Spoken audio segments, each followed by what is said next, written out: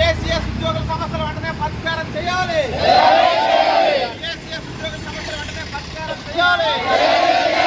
రాష్ట్ర ప్రభుత్వం దుర్మార్గ వైఖరి నశించాలి. PSCS ఉద్యోగుల న్యాయమైన డిమాండ్లు వెంటనే పరిష్కారం చేయాలి.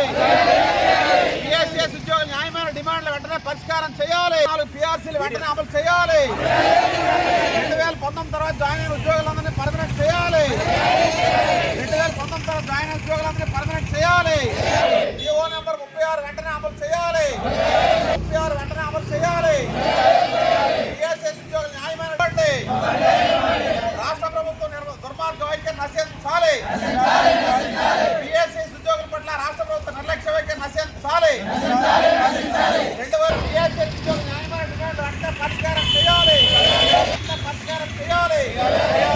PRCలు వెంటనే అమలు చేయాలి. 2019-24 PRCలు వెంటనే అమలు చేయాలి. PSCS ఉద్యోగుల ఐక్యత వర్ధిల్లాలి. PSCS ఉద్యోగుల ఐక్యత వర్ధిల్లాలి. PSCS ఉద్యోగుల న్యాయమైన డిమాండ్లు వెంటనే పరిష్కారం చేయాలి.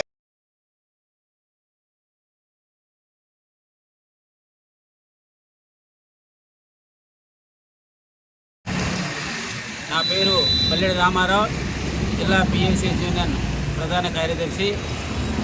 ఈరోజు రాష్ట్ర జేఏసీ పిలుపు మేరకు మా సమస్యల పరిష్కారం కొరకు జిల్లా కేంద్ర సహకార బ్యాంకు వద్ద రిలే నిరాహార దీక్షలు చేపట్టమని ఆదేశించారు. వారి ఆదేశానుసారము శ్రీకాకుళం జిల్లా కేంద్ర సహకార బ్యాంకు వద్ద యూనియన్ తరఫున మేము రిలే నిరాహార దీక్ష చేపడుతున్నాం. మా సమస్యలు తీరే వరకు ఈ రిలే నిరాహార దీక్షలు కొనసాగుతాయని కోరుతున్నాం.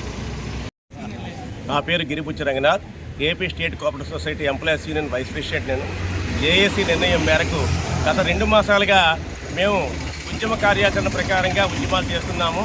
ప్రభుత్వాన్ని, ఆప్కాబ్ వారిని, అలాగే కమిషనర్ గారిని కూడా ఎన్నో దఫాలుగా మేము అభ్యర్థించాము.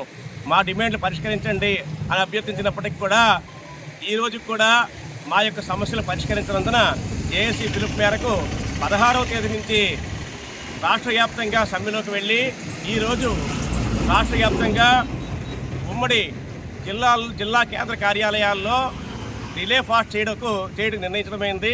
ఆ విధంగా ఇవాళ రిలే నిరాహార దీక్ష మొదలుపెట్టడం జరిగింది. ఇది ఇంతటితో ఆగదు.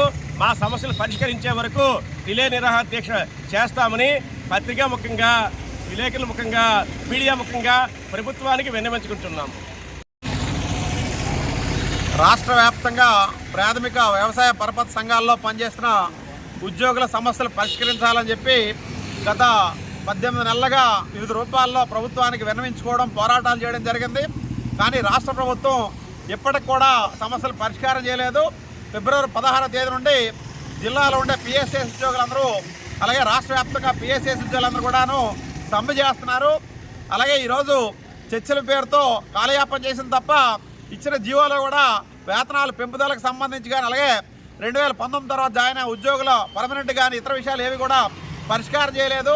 అలాగే జీవో నెంబర్ 36 ప్రకారం ఉద్యోగులందరికీ కూడాను వేతనాలు పెంచాల్సిన అవసరం ఉన్నప్పుడు కూడా ఆ రకంగా పెంచడం లేదు. 2019-24 వేతన సవరణ కూడా చేయలేదు.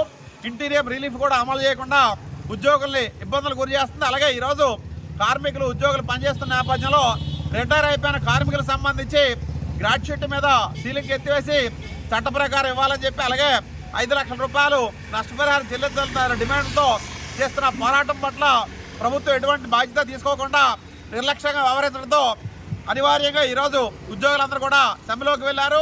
రైతులకు సంబంధించి రుణాలు ఇవ్వడంలో కానీ, అలాగే ఎరువులు, పురుగు మందులు ఇతర సరఫరా చేయాల్సిన అవసరం ఉన్నప్పుడు కూడా రైతులతో అలాగే సమస్యలు కూడా ప్రభుత్వం పట్టించుకోకుండా ఉద్యోగులు సమ్మెలోకి నెట్టింది. PSCS ఉద్యోగులు చేస్తున్న పోరాటానికి CIT రాష్ట్ర వ్యాప్తంగా మద్దతు ఇవ్వడం జరిగింది. శ్రీకాకుళం జిల్లాలో కూడా పూర్తి స్థాయిలో మద్దతు ఇస్తున్నాం.